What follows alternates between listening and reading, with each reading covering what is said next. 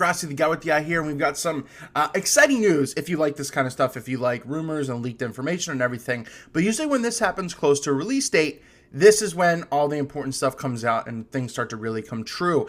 And everyone's been talking about the Canon 5D Mark IV for a very, very long time. Canon has needed to make an update to the Canon 5D Mark III. 22 megapixel full frame, amazing camera, amazing sensor. It's just lacking now what is in the 2016 era. So there's 4K video now, built-in Wi-Fi, all that kind of fun stuff. So here is the first release specs, or leaked, not release specs, of the Canon 5D Mark IV. And it's also noted that around August 28th of 2016 is when an official announcement could be made for this. So pretty soon we could have the official preview and the announcement for this. But the 5D Mark IV, this is the only leaked thing that they showed, and it's going to look like it's pretty much going to be what the Canon 5D Mark III looked like. Not all unibody, just typically what it is. But it's just going to be interesting to note that just some of the things that maybe are cut out of this camera, but we, not fully sure yet. So here we go. This is what they're saying. It's going to have a 30 megapixel sensor, which I think it's pretty fair, and it's a pretty good medium in between. Like I said, with the 5D Mark III, you have 22.9, so you're in the same ballpark. So 30 isn't too bad. It might be a little bit too much, but that's also not a bad thing where 24 megapixels become the norm. It will have a CF and SD card slot.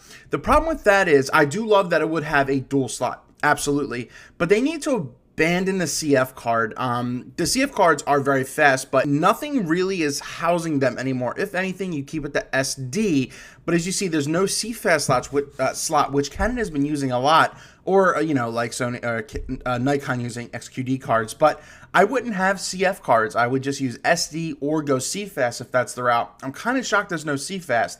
It's going to have 4K video. Fantastic. Hopefully we'll see that maybe the crop isn't too bad on that compared to like the Nikon D5 and D500, especially the D500, of how bad the crop is on that. So we would have to see how that goes. 1080p at 60 frames per second is kind of meh. At that point you're spending probably $3,500 on this camera when it comes out brand new. It should have 120 frames, but you get that with 720p. It's looking to have a touchscreen, but the interesting part about this is that there is no mention of Wi-Fi or anything built in, and that's really been a big seller for the newer Nikon cameras like the D5 and the D500, even though it's still some iOS capability isn't available yet.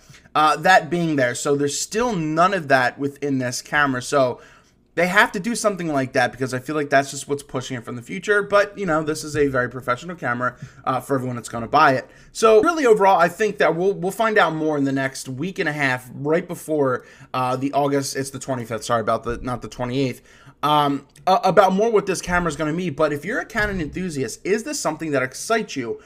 Stepping out of the gate for me, the only thing it's really adding is maybe the touchscreen and 4K video, but you'd be paying a premium for that. I think it's better. It's a good push of direction, but there's absolutely nothing blowing me away with those specs so far. But as I said, I do like the 30 megapixels, but I would be very, very interested to see how the autofocusing system would be and what the frames per second you could get out of a camera like this. Because as I said, Canon 5D Mark III, it's not a bad camera. It's very good. It's very strong. It uses the same CF card slot. So I think they're pretty much using the same chassis and the same body and everything around that. And they're kind of just throwing in new guts without being a little bit more innovative.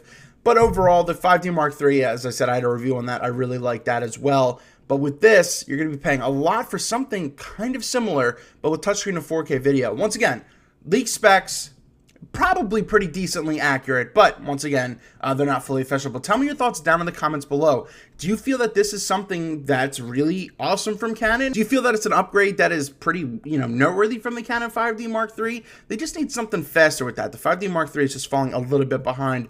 Or is this just something where you're just like, meh, it doesn't make sense to me. I could live without it. But those are some of the newest things about the Canon 5D Mark IV, which needs to happen very soon. A lot of people are getting impatient, but who knows? We will see. Let me know down in the comments below. Thank you so much for watching this video. Give us a quick like, share this if you want to, engage more discussion about the future of the Canon line of cameras. Thank you so much for watching. Give this video a quick like and have a great one. Canon 5D Mark IV coming out soon, hopefully.